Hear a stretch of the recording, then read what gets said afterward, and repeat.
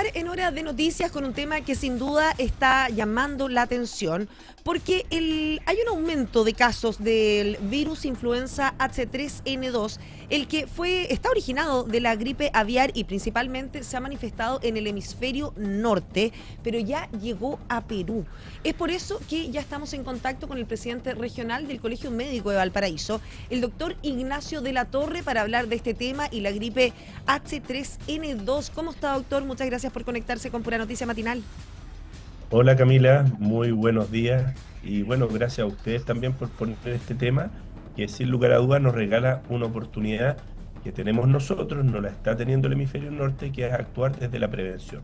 Usted es cierto que nos está advirtiendo hace ya varias semanas que avanzaba este virus H3N2. Nosotros ya habíamos conversado con usted sobre este tema y ahora ya lo tenemos cerca. Así es, una de las cosas que estamos viendo hoy día en el mundo globalizado en el que vivimos es que lamentablemente vamos a exponernos a distintos tipos de agentes, virus, bacterias, hongos, y que la infección de un lugar del mundo rápidamente va a afectar a otras. Por lo tanto, es muy importante que nosotros adoptemos algunas medidas preventivas y una de ellas para este tipo de influenza es precisamente estar oportunamente vacunado. Y uno de los problemas que tiene esta pequeña mutación que generó esta variante de influenza, que está generando más casos porque tiene una capacidad de ganarle un poquito, esquivar a tu inmunidad, es precisamente que tengamos una vacunación al día y que sigamos usando las medidas preventivas como ventilación de espacios cerrados, uso de mascarilla, ojalá del tipo N95. Doctor, usted nos hablaba de las vacunas preventivas. ¿Nos tendríamos que vacunar contra la influenza tradicional? Exactamente. Todos los años se activa una campaña de vacunación. No sé si tú recuerdas, pero el año 2025 esta campaña se adelantó. ¿Y por qué se adelantó? Porque estábamos viendo que en otras partes del mundo había un incremento de los casos de influenza y un poquito antes. En la antigüedad, me refiero antes del COVID, nosotros veíamos que la influenza ocurría en ciertos meses del año, julio. Y el año pasado, por ejemplo, vimos un brote que empezó en marzo. La verdad es que empezó en febrero, pero en marzo se hizo más evidente con el ingreso de los niños al colegio. Y después en julio, no sé si te acuerdas, pero el ministerio finalmente adelantó las vacaciones porque se está moviendo la estacionalidad de estos casos.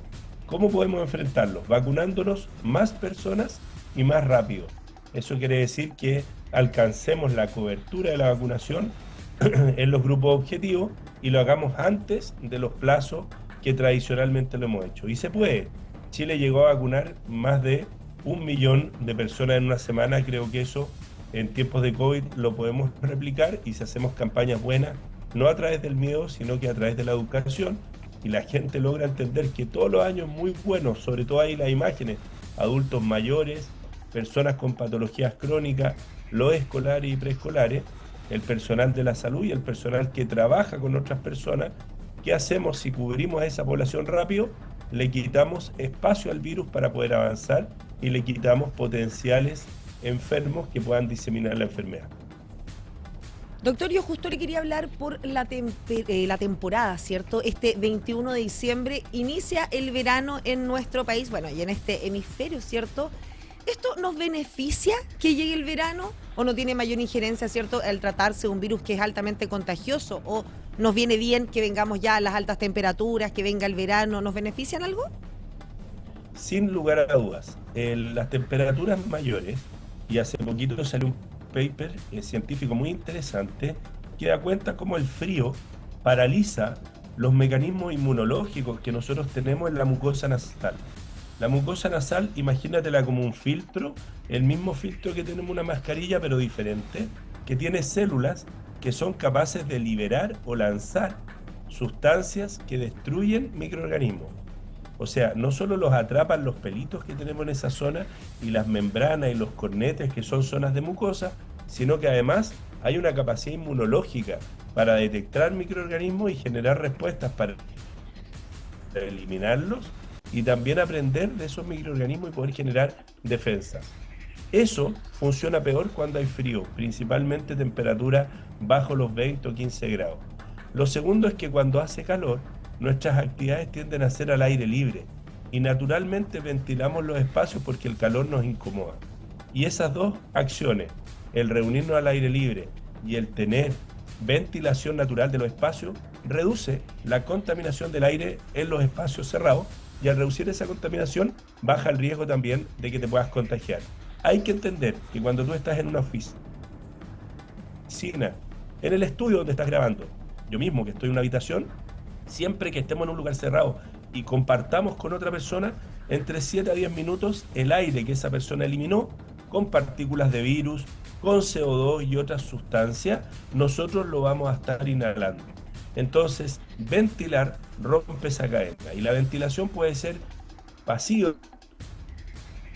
mediante ventanas abiertas, puertas abiertas, pero también hoy día existen dispositivos de renovación de aire que lo que hacen es aspirar el aire y filtrarlo y lo recambian 7, 10 veces por hora. Y ese recambio, que es el mismo críticas de los hospitales o clínicas, reduce el riesgo de contagio. No basta eso para dejar de usar una mascarilla, pero por ejemplo en el metro, en los buses, en la oficina cerrada, donde se atiende público, tener mecanismos de filtrado de aire es una tremenda inversión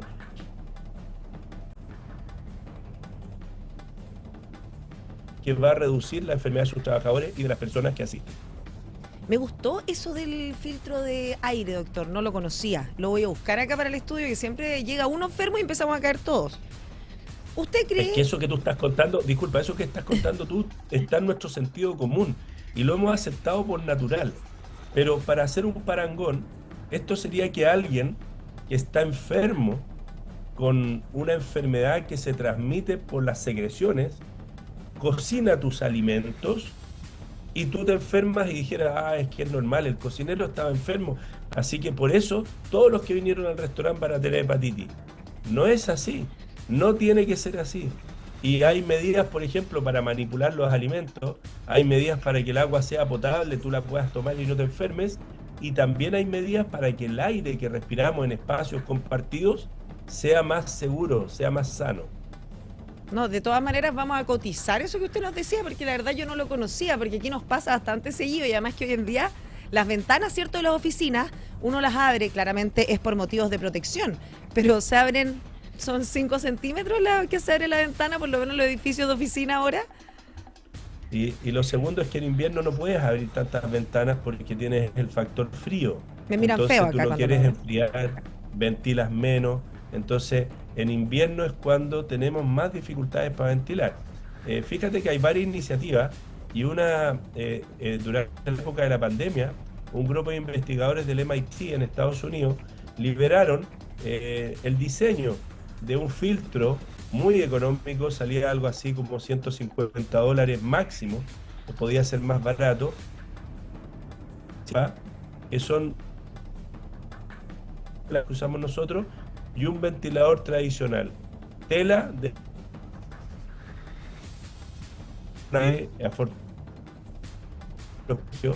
y fíjate que los colegios de Estados Unidos, Canadá y otras partes del mundo que han empezado a utilizar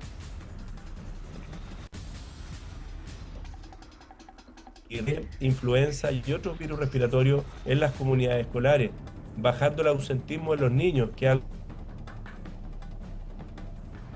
viene en la logística también, vislumbrando un marzo complicado. Es importante que los colegios avancen en esta dirección. La tecnología ya existe y probablemente en una colaboración mutua entre apoderados, cuidadores y colegios podrían perfectamente habilitar estos sistemas. Doctor, usted siempre nos hace un llamado a la prevención. Usted siempre nos dice eso, que es mejor prevenir, ¿cierto?, que después estar parchando ya en la marcha. Bajo su punto de vista, ¿usted cree que podríamos estar a puertas de una nueva pandemia como la que tuvimos el año 2020 del COVID-19? No, porque tenemos una vacuna que funciona. No tiene la máxima capacidad inmunológica contra esta cepa. Ya la vamos a tener. Pero contra la influenza nosotros somos inmunizados anualmente y por lo tanto la capacidad de respuesta de la población es más alta. en este momento al menos, por lo que hemos visto, sí se va a producir un aumento de las consultas de urgencia, especialmente si las autoridades del gobierno no adelantan el programa de vacunación y la ciudadanía no responde al llamado. Entonces acá tenemos dos tareas. Por una parte, hacer el llamado e iniciar la campaña de vacunación, ojalá en enero, como se hizo el 2025, y en segundo lugar, hacer un llamado a la ciudadanía para que responda. Y no te quiero cambiar de tema, pero poner en la misma línea, las autoridades de gobierno han estado haciendo llamados en Latinoamérica, especialmente en Argentina. El sarampión es una enfermedad que en Chile tiene una alta tasa de vacunación, pero todos los años va quedando un grupito de personas que no se vacunó. Ese grupito de personas que no se vacunó, habitualmente son niños, luego crecen, son adolescentes, y el problema es que año tras año, si un año fueron 10.000, 20.000, en 10 años son 200.000, 400.000 personas que son susceptibles de enfermarse. Y esos bolsillos que se producen donde no hay una buena inmunidad plan protegida, lamentablemente están expuestos. Y esas personas a veces también viajan. Y entonces el primer llamado que vamos a hacer es que si usted va a viajar al extranjero en Latinoamérica, pregunte a su mamá, a su papá, si usted tiene la vacuna de sarampión. Métase, si usted está vacunado, ahí sale el registro de vacunaciones. Y con eso, usted sabe si tuvo la vacuna. Y si usted no la tuvo, es un muy buen momento para colocársela. Porque el sarampión era una enfermedad que producía muchas muertes y que hoy día para nosotros la muerte por sarampión es rarísima, principalmente por el esfuerzo de décadas de vacunación. Pero te insisto, año a año aparece un papá que dice, no, yo no voy a vacunar a mi hijo. Bueno, este es el año de riesgo porque con la situación que está ocurriendo en Argentina, en Perú, nos va a suceder que van a haber chilenos y chilenos que viajan, algunos de ellos van a volver contagiados, uno de ellos puede ser compañero de curso de tu hijo o de tu hija que no está vacunado y de pronto tener un brote en el colegio. Eso es lo que ha pasado en Argentina y ese es el llamado, a vacunarse las personas que son de riesgo y las personas que no se vacunaron oportunamente y sobre todo los que van a viajar al extranjero. Doctor, usted me va a disculpar mi ignorancia, pero yo estoy seguro que la gente en la casa tiene la misma duda que le voy a plantear. Cierto que siempre vemos las campañas de vacunación, que durante este año 2025, como usted bien lo mencionaba, se adelantó incluso por los brotes de influenza. Hay una fecha que hay una campaña activa. ¿Qué pasa si yo ahora, en pleno diciembre, me quiero vacunar? ¿Me puedo acercar a algún CEFAM? ¿Me tengo que acercar a un SAR? ¿Me puedo vacunar en el sistema público? Camila, es excelente tu pregunta porque nos lleva a dos espacios que son vitales. Primero, ¿qué pasa cuando concluyen las campañas de vacunación? Hay campañas que son estacionales, ocurren durante un periodo de tiempo y hay otras que son permanentes. Por ejemplo, a todas las embarazadas se les ofrece la vacuna del coqueluche. ¿Qué es el coqueluche? Es una enfermedad infecciosa, bacteriana, respiratoria, que puede producir tos en los recién nacidos y que es tan intensa esa tos que les puede producir incluso asfixia y pueden fallecer o quedar con secuelas. Entonces a las gestantes, independiente del momento del año que estemos, se les ofrece esta vacuna desde la semana 28 del embarazo para que el bebé nazca protegido. También para los lactantes existen vacunas al nacer, a los 2, 4, 6, 12 meses de vida. Entonces hay vacunas que son permanentes. La de la influenza todavía la siguen colocando a los grupos de riesgo en los CEFAM y si tú no formas parte de ese grupo de riesgo, igual puedes ir al CEFAM porque muchas veces cuando tienen dosis rezagadas que no han sido utilizadas y hay personas solicitando la vacuna, muchas veces son más laxos en entregarla en este periodo. De lo contrario, si tú no formas parte de la campaña, por ejemplo, es una persona sana, tienes 25 años, no atiendes al público, no eres trabajador de la salud, no estás embarazada, resulta que esa persona puede ir igual a comprar esa vacuna a los recintos de salud, a los vacunatorios privados y en algunos casos incluso se han hecho campañas en farmacias donde también han estado poniendo puntos de vacunación. Entonces es importante que frente a estas situaciones y coyunturas, cuando existen vacunas disponibles, la posibilidad de que se produzcan brotes pandémicos son más difíciles porque hay una inmunidad adquirida en la comunidad. Pero cuando esa mutación es importante, significativa, y le gana a esta inmunidad adquirida, lamentablemente pueden aumentar los contagios y producirse brotes, y esos brotes tienen que ser controlados con medidas como las que hemos conversado. Doctor, para finalizar, ¿cuáles son los síntomas? ¿A qué tenemos que estar atentos? ¿Cuándo tengo que pedir, cierto, o ya acudir a un centro de urgencias? ¿Cuándo alertarme? Bueno, mira, en el caso de la influenza, las personas la conocen y algunos la confunden con un resfrío común, pero en realidad es algo bastante más fuerte. Las personas describen que sienten como si alguien les hubiera pegado en la cabeza con un palo, un dolor de cabeza, con una sensibilidad al movimiento, tienen congestión nasal, tienen congestión faríngea, tienen dolor al tragar. A veces se puede acompañar de tos, de mucho moco,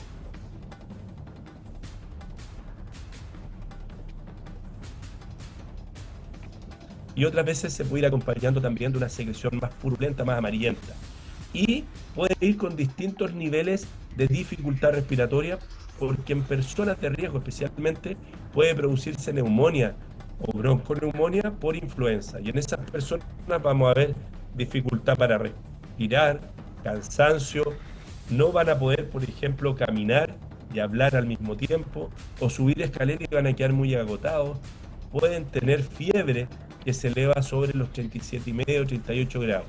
En todos esos últimos casos, y cuando esto afecta a un grupo familiar donde hay pacientes de riesgo, es importante consultar, porque la influenza, muy parecido al COVID, puede ser detectado con un test, y si tú tienes influenza hay medicamentos que se pueden utilizar para reducir la complicación de la influenza, la duración de la misma. Pero el llamado, como siempre, es a la prevención, a evitar enfermarse y, por supuesto, entonces, a la vacunación. Doctor Ignacio de la Torre, presidente regional del Colegio Médico en nuestra región de Valparaíso, muchas gracias por conectarse a Pura Noticia Matinal durante esta mañana. Muchas gracias y esperamos vernos prontamente. Muchas gracias a ustedes, Camila, y recordarle a todos los que nos están escuchando, los hospitales no van a tener más camas, las clínicas no van a crecer en el verano, por lo tanto la mejor manera de prepararnos para marzo es estar vacunados. Así que a ponerse esa vacuna pronto. Muchas gracias, doctor. Siempre ahí con la recomendación precisa. Nos vemos en una próxima oportunidad.